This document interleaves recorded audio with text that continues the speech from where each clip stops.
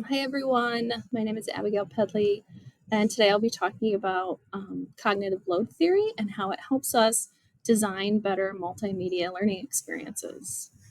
Think about the last time you opened a slide full of text, images, and an animation.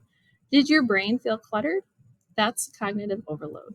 And today we'll see how small design choices can reduce it, helping learners think more deeply and efficiently. Cognitive load theory, developed by John Sweller, describes three types of mental effort: intrinsic, germane, and extraneous. Intrinsic load is tied to the content's natural complexity.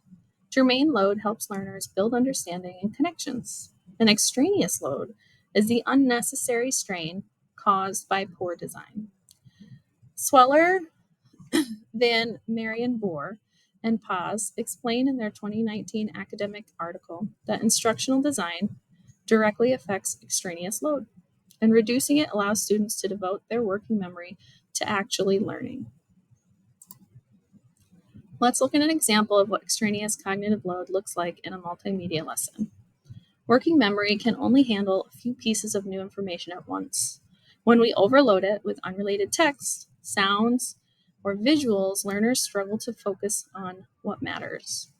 Here you can see that there are too many competing elements: graphics, icons, detailed instructions, and vague directions for the learner to process.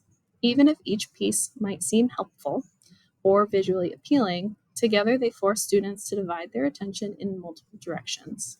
According to Sweller, this split attention affects significantly reduces comprehension and memory recall. Instead of focusing on the concept itself, students are trying to decode the presentation, not the content.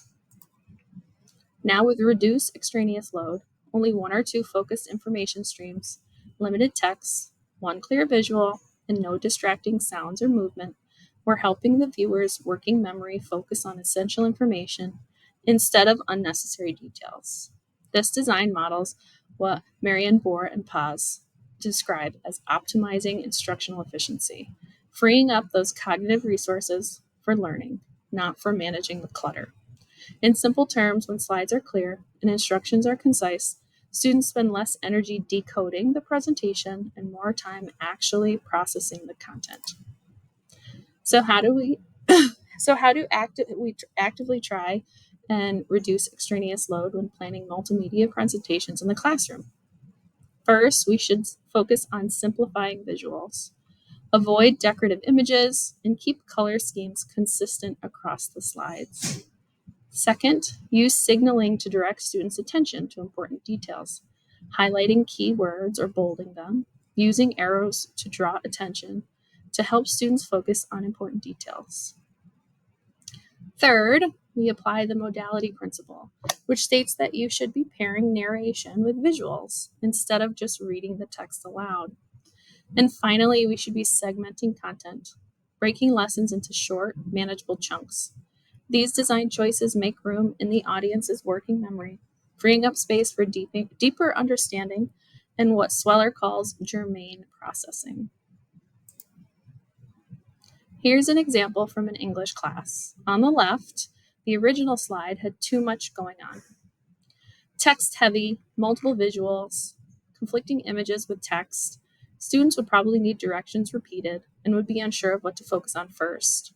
But on the right, after applying cognitive load theory principles, removing unnecessary decorative images, keeping one guiding question, and highlighting key ideas visually, this reduces extraneous load, allowing students to focus on Shakespeare's language and meaning, but not the design itself.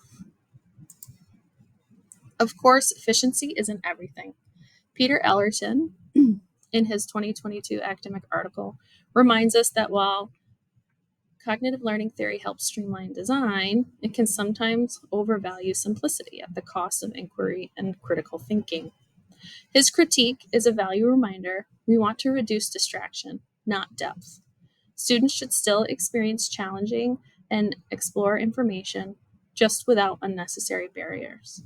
In other words, reducing extraneous load is about clearing the path, not paving it too smoothly.